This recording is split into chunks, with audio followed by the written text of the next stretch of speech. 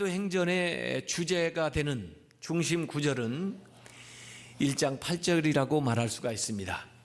사도행전의 전체적인 구조를 여기에서 보여주고 있죠. 오직 성령이 너에게 임하시면 너희가 권능을 받고 예루살렘과 온 유대와 사마리아와 땅끝까지 이르러 내 증인이 되리라. 그래서 성령 받으라는 거고요. 성령 받게 되면 능력 받는다는 거고요. 그 다음에 증인이 되게 되는데 내가 살고 있는 현재 예루살렘부터 온 유다와 사마리아 그리고 땅끝으로 점점 확장되어 나가는 그런 구조를 보여주고 있습니다. 그래서 사도행전은 1장부터 7장까지는 예루살렘 사역이 주로 나와 있고요. 그 다음에 8장부터 12장까지는 복음이 유다와 사마리아로 번져나가는 게 나오고요. 13장부터 쭉 마지막까지는 땅끝으로 번져나가는 그런 모습이 거기에 나와 있습니다. 오늘 저는 서로 다른 꿈 이렇게 제목을 했는데요. 예수님께서 제자들을 처음에 부르실 때 가졌던 제자들을 향한 예수님의 꿈, 하나님의 꿈하고 예수님을 따를 때 가지고 있었던 제자들의 그 꿈이 상당히 다르다. 그래서 복음서에서는 그 다른 이견이 많이 노출이 돼요. 그래서 제자들이 실수하기도 하고 또 실망하기도 하고 또 나중에는 뿔뿔이 흩어지게도 되는 것이 예수님이 그들에게 가져있던 꿈을 이 제자들이 이해하지 못했기 때문에 그래요. 이 제자들을 향한 예수님의 꿈을 자신들의 꿈으로 받아들이지 못했기 때문에 그들은 성공하지를 못했습니다. 자, 그런 과정을 통해서 나중에 사도행전에 이 제자들이 정말 예수님이 원하는 제자다운 삶을 살게 되는 동기는 예수님이 자기들을 부르실 때 하나님이 자기들 이 세상에 보내실 때부터 가지고 계셨던 그 꿈을 자신들의 꿈으로 받아들이는 그 순간, 그 꿈이 일치되는 순간 그들의 삶이 변화되고 또 그들이 놀랍게 변화돼서 이렇게 위대한 삶을 살게 되었다 하는 이야기를 저는 오늘 하고자 하는 겁니다. 물론 하나님이 나를 향해서 무슨 꿈을 가지고 계시는지 잘 알지 못하니까 우선은 자기 스스로 꿈을 꾸는 거 중요해요. 그 꿈을 꾸면서 기도하는 겁니다. 계속해서. 그러다 보면 그 꿈이 조정되는 그 단계를 거쳐가지고 하나님의 여러분을 향한 꿈과 여러분의 꿈이 일치되는 그런 경험을 하게 되고 그 순간부터 놀랍게 성령님이 나를 이끌어 가시는 거예요. 하나님이 나를 인도하시는 거예요. 그래서 내가 생각하고 계획했던 것보다 더 위대하게, 더 놀랍게 삶이 펼쳐지는 것을 이 성경에서도 보고 우리 개인의 경험에서도 볼 수가 있습니다. 자, 지금 우리나라는 좀 어려워요. 뭐 대통령 선거 언제 한다고 지금 공보도 하지 않았는데 전부 지금 후보자들이 나서 가지고요 사전 선거 운동하고 있어요 지금요. 이거 다 선거법에 다 걸리는 거예요 이거요. 그런데다가 뭔가 국가적인 비전을 제시하기보다는 선심 공약이나 하고 또 어떤 포퓰리즘 그리고 막말, 거짓말, 선동 이런 것들이 지금 난무하고 있습니다. 사실 뭔가 이 무질서 해가지고요. 나쁜 정부보다도 더 나쁜 것은 무정부거든요. 굉장히 지금 혼란한 상황이에요. 어제만 해도 보니까 광화문에 모인 사람들하고 또 시청 앞에 모인 사람들하고 이 분열의 조짐까지 보이면서 지금 나라가 혼란스럽습니다. 그래 지금 뭐 구제역이다 무슨 또 여러 가지 가축 전염병이 돌고 있는데 그걸 제대로 제어도 못하고 경제적으로 어려워서 사업하시는 분들, 그 장사하시는 분들 어렵다고 하시고, 또 무슨 외교적으로도 나라 간의 관계에서 참 제대로 대변하지 못해서 어려움 가운데, 또 군사적으로도 어려울 가능성이 있는 이런 시대예요. 우리가 정신 똑바로 차리고 있어야 됩니다. 기도하고, 그리고 정말 나라와 민족을 위해서 헌신할 수 있는 사람, 이 땅에 비전을 줄 수 있는 사람, 그래서 공부하는 사람들은 공부할 의욕이 나고, 일할 사람은 더 신나게 일할 수 있고, 사업하는 사람들은 더 활기차게 사업을 펼쳐나갈 수 있는 그런 환경과 그런 미래를 제시할 수 있는 그런 사람을 우리가 앞으로 뽑아내지 않으면 어려운 상황이에요. 그래서 우리가 분별력을 가지고 나아가야 됩니다. 꿈을 갖는 게 참 중요하고, 꿈을 심어주는 게 필요하고, 또 꿈을 가지고 살아가는 사람들의 인생이 달라요. 그런데 우리만 꿈꾸는 게 아니에요. 우리가 꿈꾸기 전에 아주 먼 옛날 하늘에서는 우리를 향한 하나님의 계획, 하나님의 꿈이 있었어요. 모두 다 그 계획 가운데, 그 하나님의 비전 가운데 이 세상에 오신 거예요, 우리가. 그래서 우리가 이 세상에 살면서 그 원래적인 하나님의 나를 향한 꿈을 발견해내는 것이 참 중요합니다. 그러지 못하면 인생 허송세월 하는 거예요. 심지어 예수님을 따르면서도 예수님과 같은 배를 타고 있어도 생각이 다르면 오월동주라고 그러죠. 같은 자리에서 자도 꿈이 다르면 동상이몽이라고 그러죠.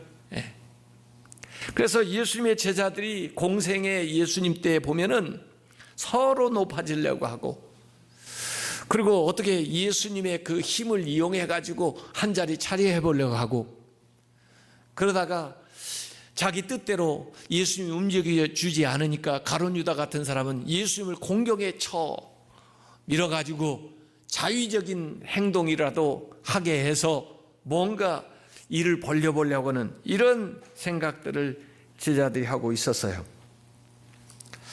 그러나 예수님은 하나님이 보내신 그 뜻대로 행하셨고, 십자가를 통해서 부활을 하셨습니다.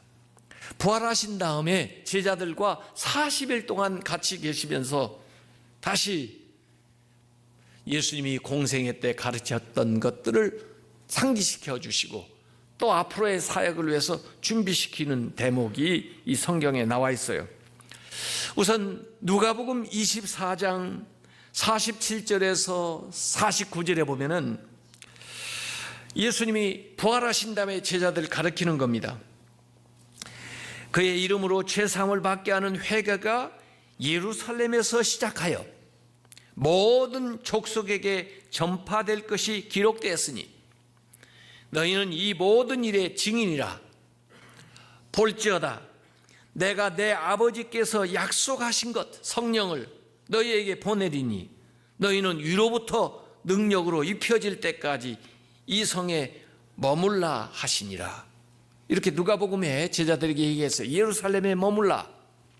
예루살렘이 어디입니까? 이들은 갈릴리 사람들인데 예루살렘에 와가지고 실패를 경험했고, 또 상처를 받았고, 예수님이 십자가에 달리시면서 상실했고 했던 그곳으로부터, 아픔이 있는 그곳으로부터 하나님의 역사가 시작되는데, 성령이 임해서 약속하신 성령을 받게 되면은 그들이 그곳에서 나아가 온 족속에게 이 복음을, 십자가와 부활을 증언하는 증인이 된다 하는 것을 예수님께서 이 제자들에게 부활하신 다음에 가르쳐 주시는 거예요. 그 말씀이 다시 재확인되는 것이 오늘 사도행전 1장 4절의 말씀입니다. 사도와 함께 모이사 그들에게 분부하여 이르시되 예루살렘을 떠나지 말고 내게서 들은 바 아버지께서 약속하신 것 성령을 기다리라 이렇게 말씀하셨어요. 예수님께서 40일 동안 부활하셔서 제자들과 함께 하시면서 두 가지 중요한 것을 제자들에게 당부를 하셨는데, 하나는 하나님 나라예요. 하나님 나라의 일. 그래서 오늘 사도행전 1장 3절에도 보면 하나님 나라에 대해서 예수님께서 강조해서 얘기하셨어요. 물론 공생애에도 하나님 나라를 얘기했지만은 하나님 나라에 대해서 강조해서 다시 한번 예수님께서 얘기하시고, 그 다음에 두 번째가 성령이에요. 성령. 복음서에서도 말씀하신 것처럼 예수님이 부활하신 다음에도 성령 세례 받아라, 성령의 능력을 힘입어라, 이런 말씀을 5절에 말씀했어요. 하나님 나라는 뭡니까? 하나님 나라는 목표예요. 목표. 우리가 나가야 될 우리의 비전이에요. 그리고 성령은 그것을 성취할 수 있는 능력이에요. 에너지예요. 우리를 그곳으로 데려가시는 분이에요. 이걸 예수님께서 얘기를 하셨어요. 공생애 때도 이렇게 말씀하시고 부활하셔서도 이렇게 분명히 얘기했으면 제자들이 좀 알아들었겠죠. 그러면 제자들의 반응을 한번 보죠. 제자들이 뭐라고 반응하는가 보면은 예수님 말씀을 제대로 알아들었는지 못 알아들었는지 좀 알 수 있는데, 6절에 이 예수님의 말씀을 듣고 제자들이 반응하는 겁니다. 그러면 주께서 이스라엘 나라를 회복하심이 이때니까 하고 물어보는 거예요. 예수님이 하신 말씀을 제대로 알아들은 것 같으세요? 아직도 못 알아듣은 것 같아요. 하나님 나라를 얘기하는데 이 제자들은 아직도 이스라엘이에요. 이스라엘. 구원에 대한 이야기를 하시는데 이 나라의 해방, 로마로부터 회복되는 거예요. 그래서 이 칼빈 같은 분은 주석하기를, 이 예수님의 제자들은 이 단어 수만큼이나 잘못을 하고 있다 그랬어요. 예수님이 회복에 대해서 얘기한 것을 이들은 정치적인 영토적인 회복을 생각하고 있는데, 예수님의 참뜻은 영적인 회복을 얘기하시는 것이고, 이들은 이스라엘 자기 나라 민족을 얘기하고 있는데 예수님은 세계 하나님 나라를 얘기하고 있는 것이고, 이들은 이때 즉각적으로 되어지는 것을 얘기하고 있는데 예수님은 점진적으로 이루어지는 것에 대해서 생각하고 계시다는 거예요.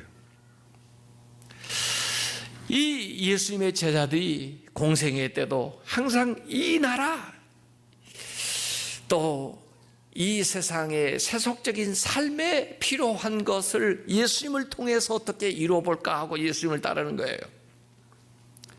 누가복음 24장 21절에도 보면 엠마오로 내려가던 제자들이 동행 중에 있는 분이 예수님 부활하신지도 모르고 그분에게 이 얘기하는 거예요. 우리는 그분이, 예수님이 이스라엘을 구속할 자라고 바라노라.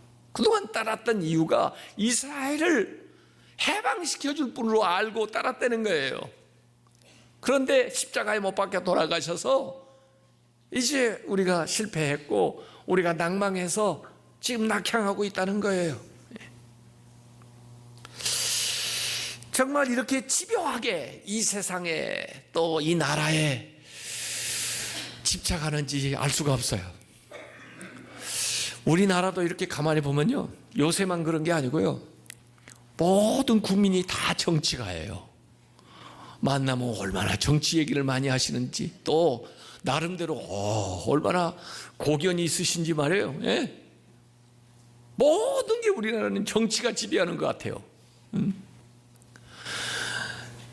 그 정치를 작게 하는 게 아니고 크게 해요, 모두. 그런데 실제로 보면은 정치가 모든 분야에서 제일 후진 분야인 것 같아요, 우리나라는요. 예? 그 얘기를 많이 한다고 해서 좋아지는 게 아니에요. 제자들은 하나님 나라 대신 이스라엘 나라 회복에 관심이 있고, 우리는 하나님의 뜻 대신 내 뜻을 이루는 데 더 관심이 많아요. 예수를 믿으면서도요, 예수님을 따르면서도요, 예수님의 제자라고 하면서도요. 아마 제자들은 나름대로 그런 생각을 하는지도 모르죠. 나라를 회복해야 그 다음에 하나님 나라를 이루지, 어떻게 나라도 해방을 못하면서 하나님 나라까지 이루어. 그러니까 우선적으로 이스라엘 나라를 회복하는 것이 우리의 관심이지, 그럴지 몰라요. 그런데 예수님은 그렇게 말하지 않았어요. 먼저 하나님의 나라를 구하라고 그랬어요. 먼저 그의 뜻을 구하라고 그랬어요. 그래야 이 세상에 나라도 그 하나님 나라를 기준해서 하나님 나라를 지향해서 나아갈 수가 있는 거예요. 하나님의 뜻을 구해야 우리의 삶이 그 하나님의 뜻을 향하여 나아갈 때 진정한 변화가 일어나게 되는 거예요. 그래서 예수님께서 말씀하신 이 하나님의 나라는 우선 영적인 거예요.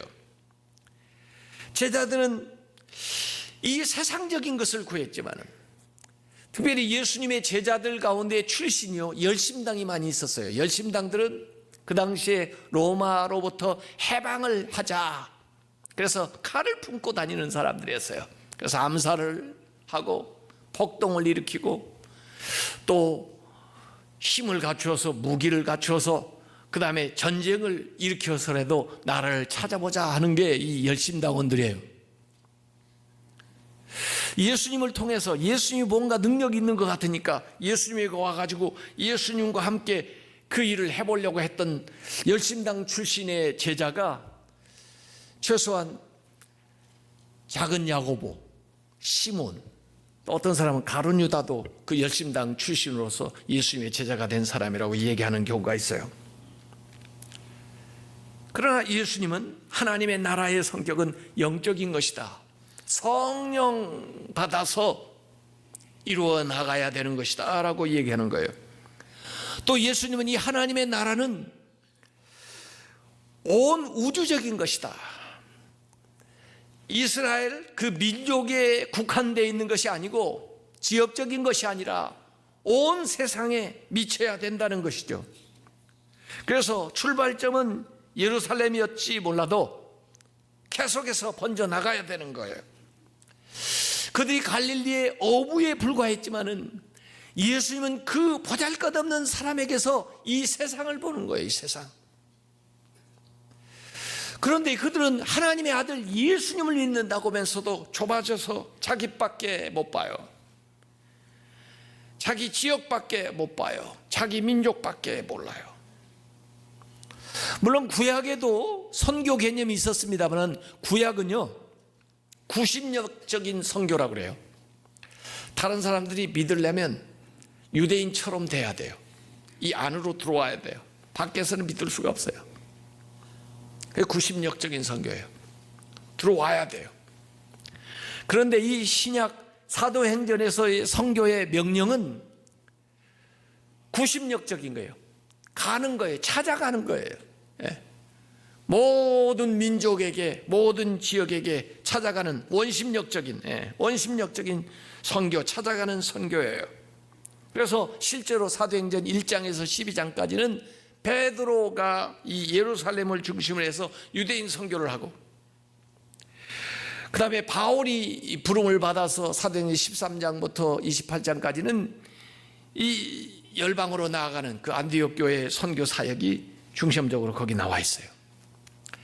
예수님이 말씀하시는 이 하나님의 나라의 세 번째 특징은 점진적인 거예요. 점진적인 거.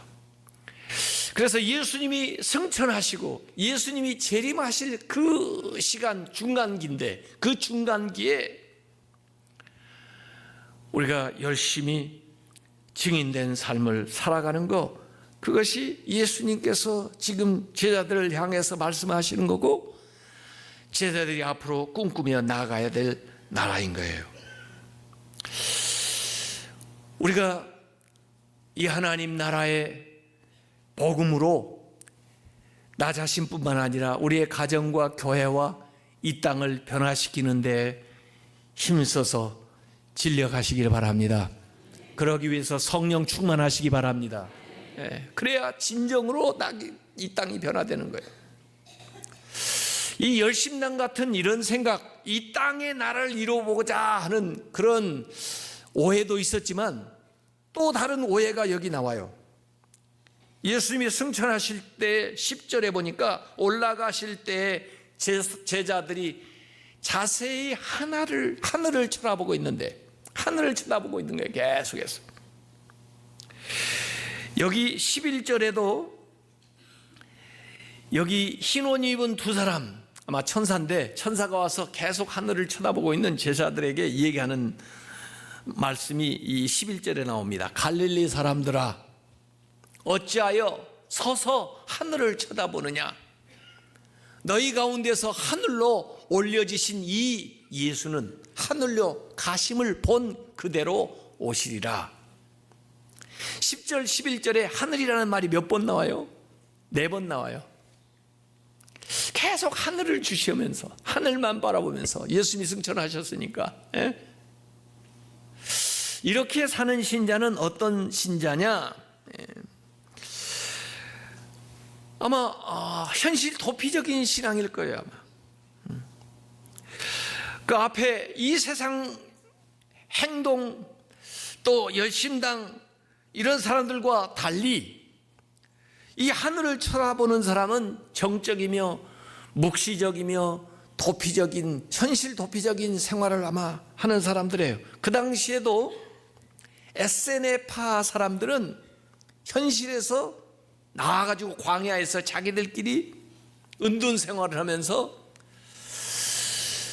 그 다음에 종말만 기다리는 그런 집단들이 있었어요.